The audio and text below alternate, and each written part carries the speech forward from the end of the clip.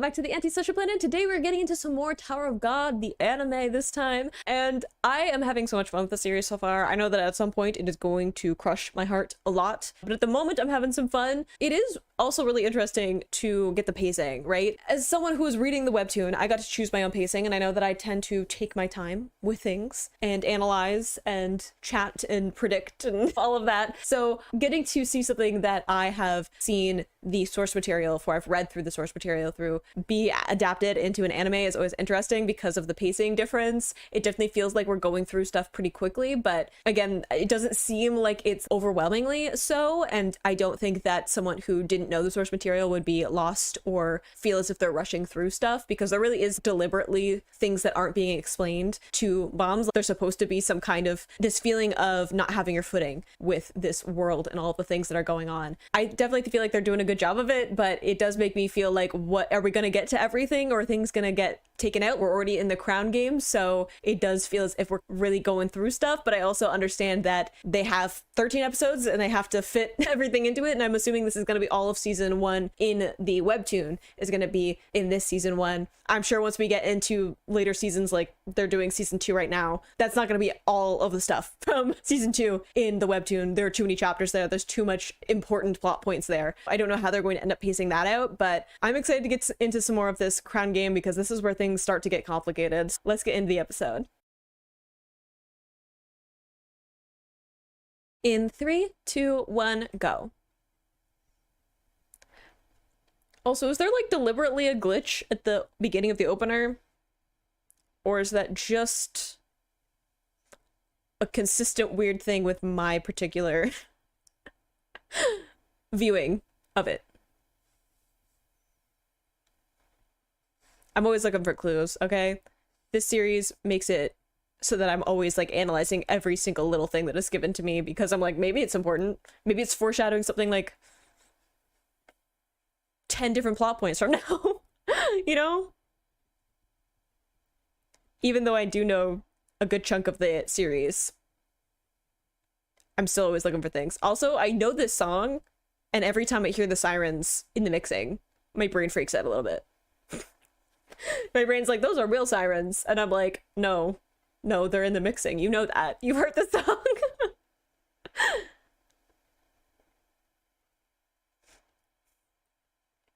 Ooh, I do love that shot there that's like the two bombs, like the one at the like yellowy orange lighting and the one with the blue. And one of them's like happy and one of them's sad, and they're kind of like mirror images, almost like yin and yang feeling to like the way that they set up.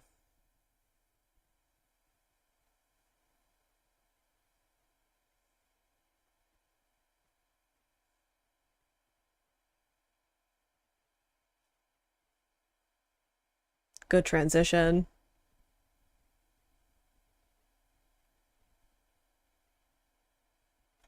Yes. Good decision making is no longer in the vicinity.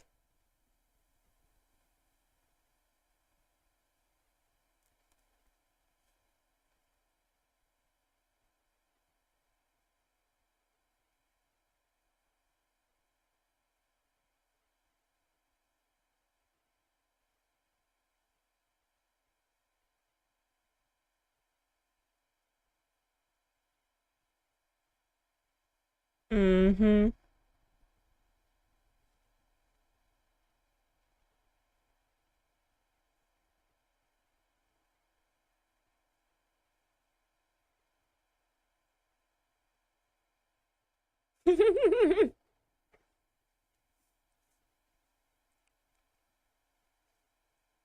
I mean, at least he's owning the weakest and strongest.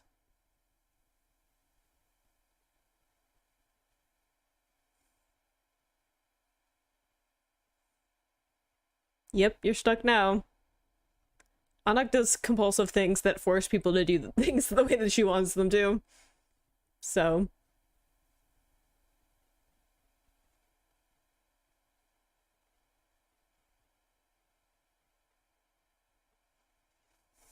Be nice to my sweet boy. Yep. You have to pay attention to the rules because that's how you find loopholes.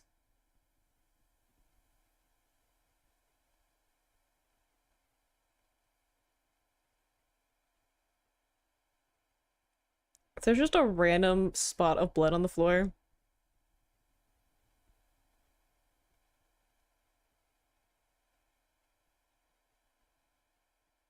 Yeah, come on.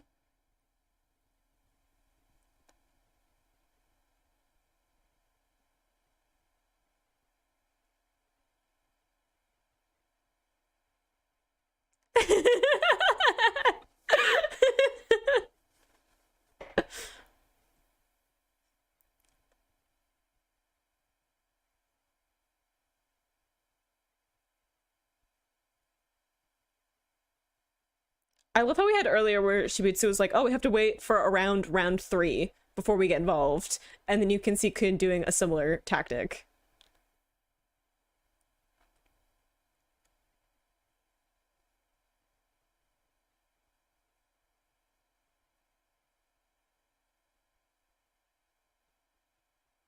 No one? Oh. Or there's a bunch.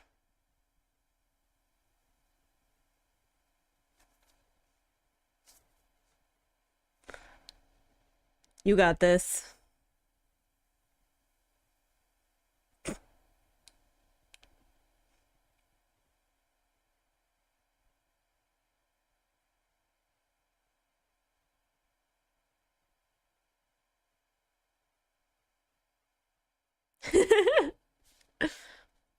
I do like their rivalry.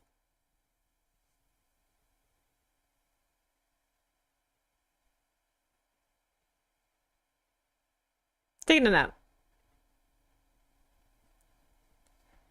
His services are not needed at this time, so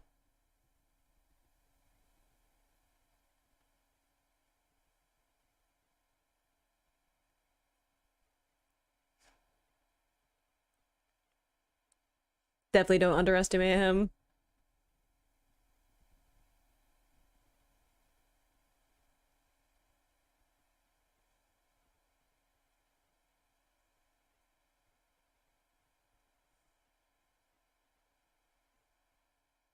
I love when the techno music comes in whenever things start to get intense. It's very like ambient, and then like as soon as the action starts, there's like this techno that chimes in.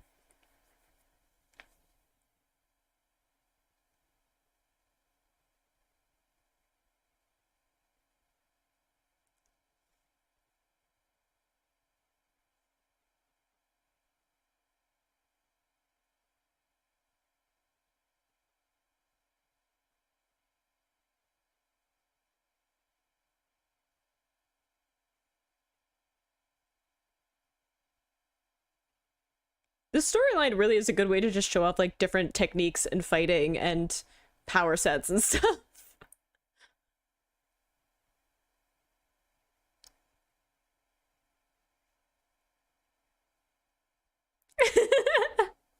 Just a little.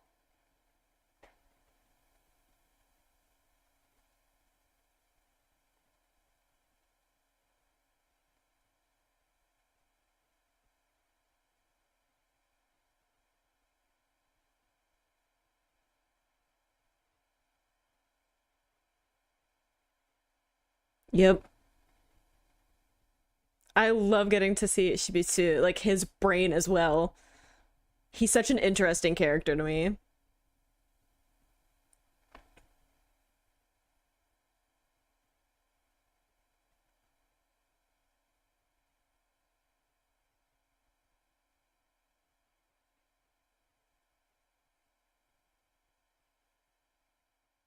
Teammates.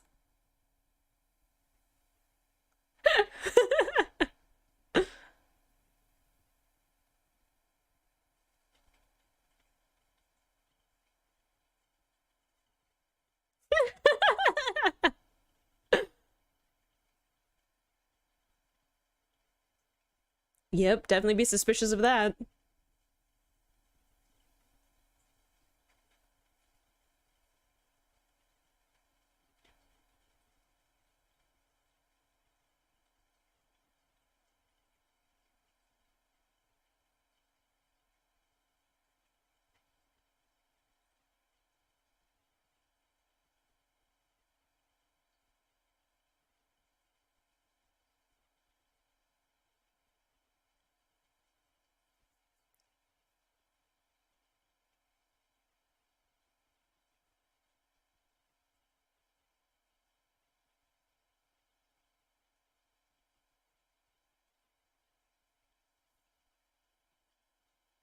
Yep.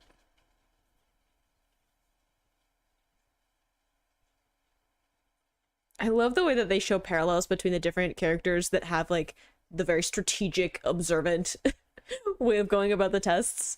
Like the parallels between how their brains works, the way that they're all kind of syncing up with um how they're analyzing the test and the situation and the other people participating.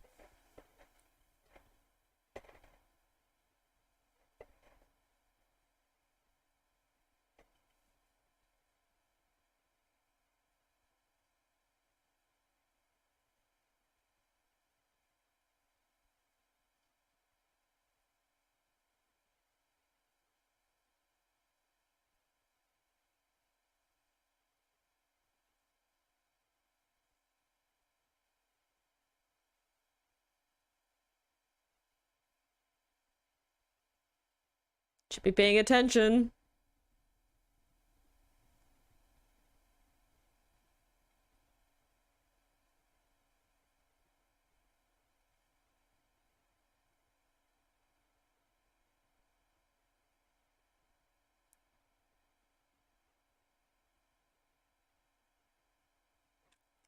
You have to stay on the throne. I was gonna say, is the throne even there? Given the attack.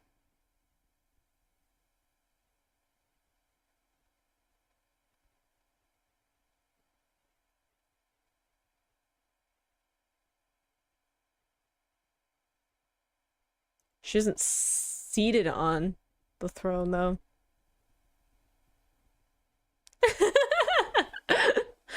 The bonding between them of not wanting to be woken up.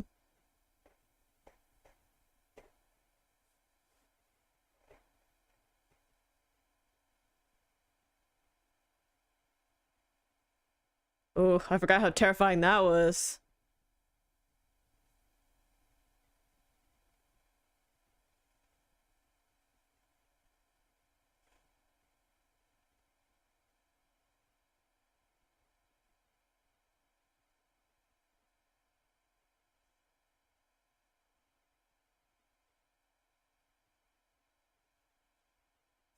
I love how he always has his like a sleeping bag blanket.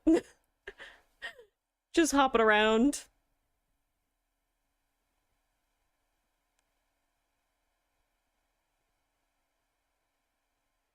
What a stark contrast of like the sound design.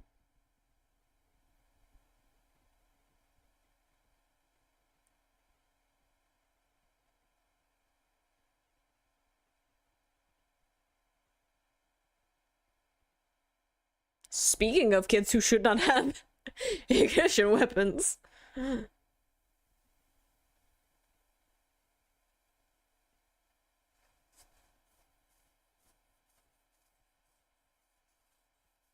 Look at that crazed gleam. She's unhinged, but I adore her.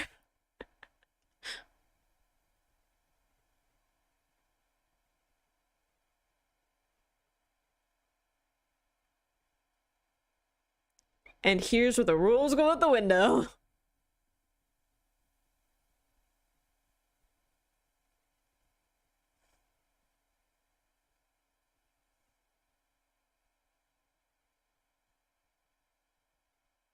Foreshadowing.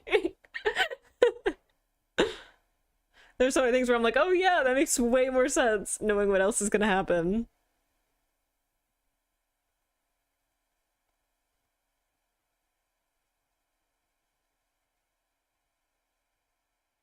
But at least they're not caught in the fray.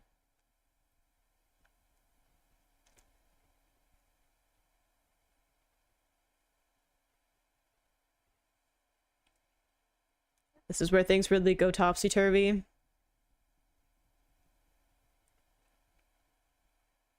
Yes, Rock, that's what's happening right now. It is about you. Oh, that smile from Kun though, like, yep, sure. Oh, I love the shot of the throne there so you can see, like, what's happening.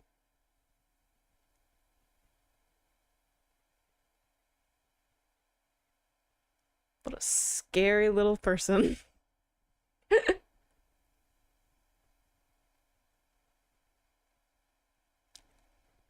And this is where we really learn that all these tests and the rules and stuff that are going on, not as important as people wanting to go after what is like their own prerogative.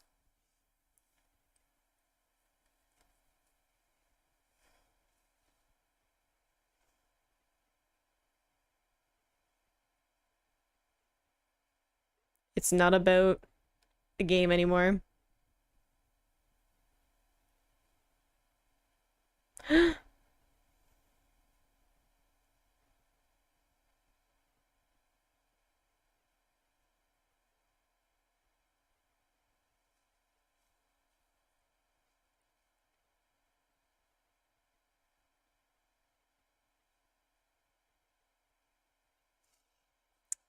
How indeed?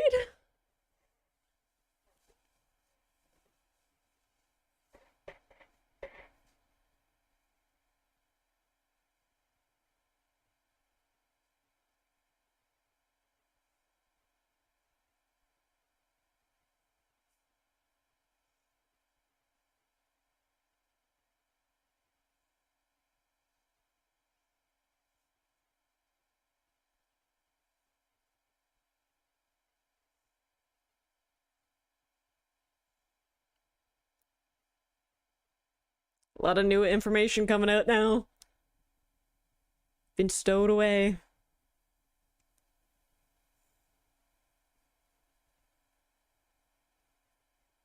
Interference.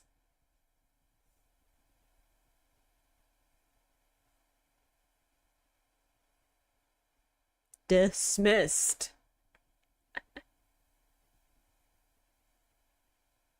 Definitely don't pick a fight you can't win.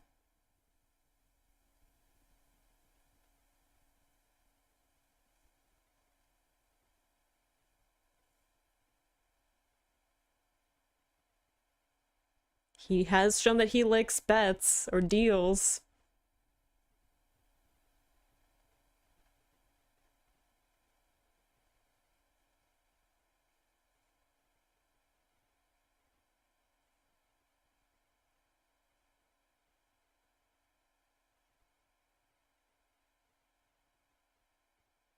Good point. I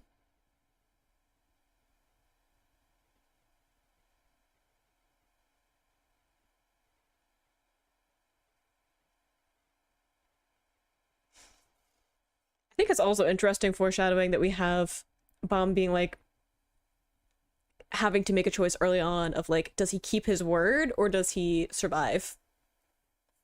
Something that comes up at other points where he has to choose about like whether or not to be like loyal or survive in the tower, and how that kind of fluctuates depending on the situation.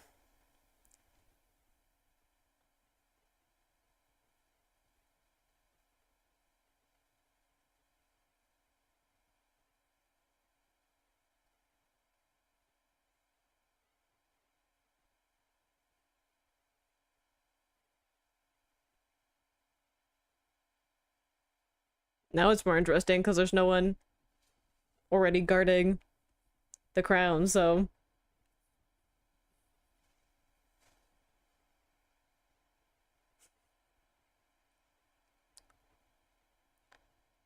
stop picking fights with people.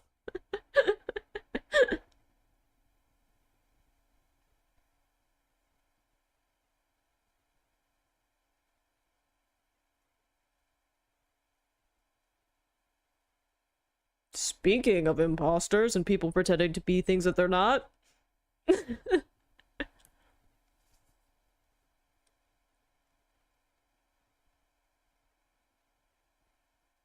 True.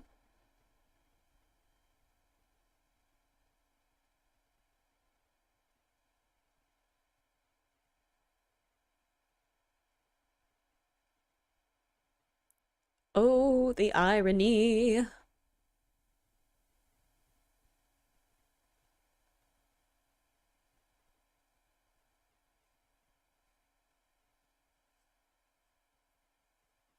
Oh, sweet child.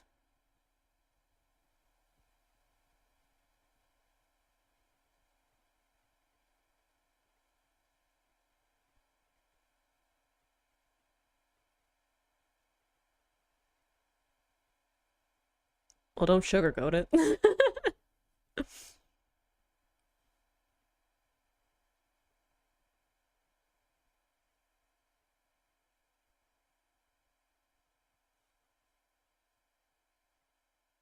I don't know about that.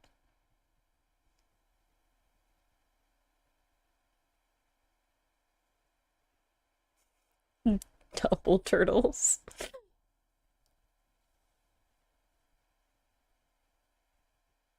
Yeah, everyone's interested now.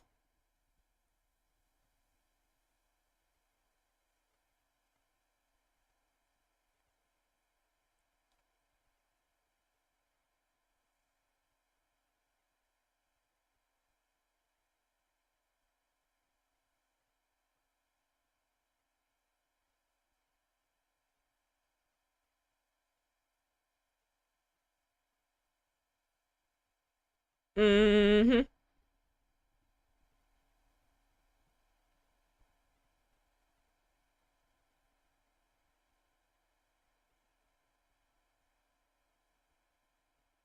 Look at our boy go.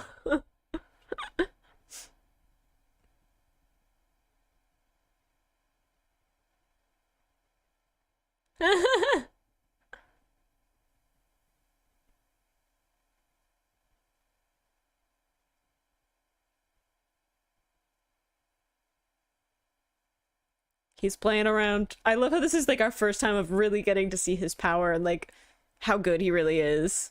Outside of like strategy.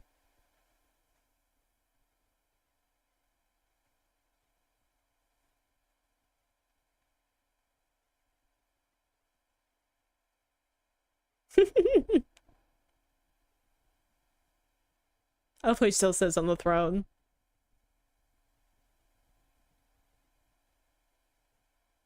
Yes, he has. You're just lucky he likes you.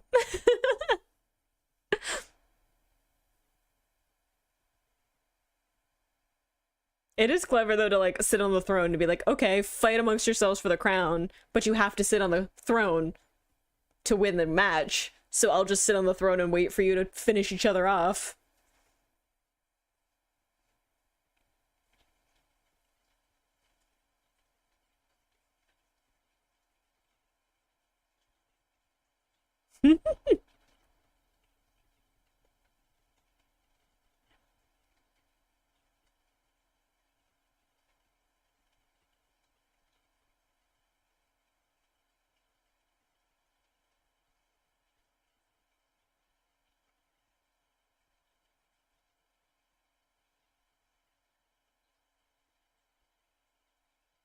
All of them.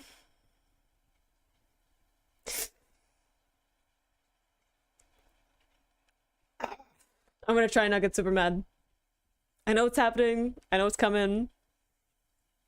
Inner tranquility. I do really love the setup of this particular plot point. Not only does it serve as a way of being like, hey, here are a bunch of the important characters, along with some of the key parts of their personalities, right? We're learning about who enjoys fighting, who enjoys toying with people, who has fierce loyalty, who doesn't, who is willing to follow the rules, who's willing to break them, who has a strategic way of going about things versus instinctual. There are so many things that we're getting to learn about the main cast just in the way that they fight and interact with each other. And do they work with their team or do they work against it? Are they loners or are they willing to come up with some kind of strategy? And how do they work together or not? I love getting all of that set up, really digging a little bit more into what the princesses of Jihad are, because they're gonna be important to a bunch of the story, and adding in all of these layers upon layers of not only just the characters but also the world building. I really love the way that the world building develops in this story, because it isn't just these exposition dumps. There are moments of exposition, but there's so much that is just gradually putting layer upon layer of like, how do we introduce this information? How do we introduce this as part of this character? How do we hint at these things, foreshadow these things, to the point where you don't fully realize how much world building is happening until in retrospect going back and seeing how everything was layered up to the point where you understand it the way that you do. And of course, we're getting into it, Dorsey. love her. I know that I shouldn't because she's chaotic in definitely like a chaotic evil kind of way. I understand. Okay, I get it. But I also have a lot of empathy for her, and I feel a lot of, I don't know, I have a lot of grace with things that she does, despite how I feel about Rachel. I understand that I am contradictory and that I have absolutely no patience for Rachel, but I will make up tons of excuses for Endorsi. I understand it doesn't make any sense, but I'm excited to get some more of her story, and also just the way that Kun is at the beginning of this, and the way that he interacts with Baum, and the way that particular relationship is built up between them, of what Kun is bringing of his past and how he interacts with people, and why there's a certain something about the way that he interacts with Baum. It starts as this curiosity, right, of why does he have this weapon? Why can I sense all of this power from this particular person? It doesn't make any sense. And moving into him understanding a little bit more of who Baum is, and the fact that Baum is such a genuine person. He is exactly what it says on the tin. There's no extra layers. There's no reading into what he's saying or what he's doing. Baum is exactly who he presents himself as. And it's the same as Rock, right? Rock is, that's what you get. What is what you get. That is who Rock is. And I think that that is why those are the two particular people that Kun ends up teaming up with and being friends with, is because there aren't any layers there for him to deconstruct and to figure out what are they thinking, what are they planning, who are they, what do they want.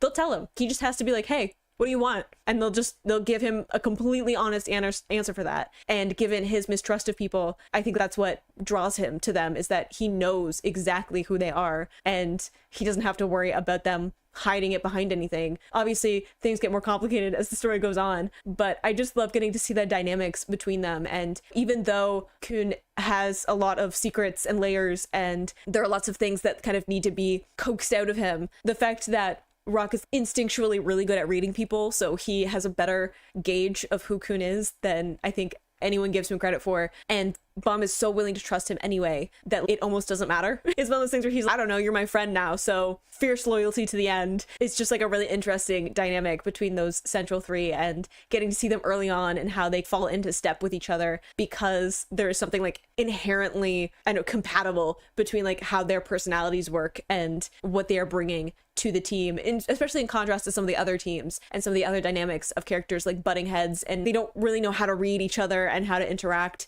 and some of them aren't even trying. So it's really interesting to see how quickly and efficiently they fall into step with each other, and how that is something that just develops and becomes stronger as the series goes on. But I love getting into all of the key things that are happening now, and for the moment they're sticking to the games and the rules and following and stuff. I've gotten so used to the tests being almost this peripheral to the actual plot structure. Everyone has their own motivation for being somewhere, and the tests are just a means to an end, whereas at this time it's still trying to play by the tests and the rules and actually being engaged with the games, whereas later on it's really just, oh yeah, we're in the middle of a test right now, because there's so many other things happening and people are just trying to get what they want and get out of there. So it is really interesting to go back and see some of the earlier stuff and deconstruct it from the perspective of, I know stuff that's going to happen later, and I understand like backstories and stuff. So I hope you enjoyed watching that along with me. You can click this place to go to my previous reactions, or you can subscribe to miss next time I post a Tower of God reaction. I will see you in the next video. Bye.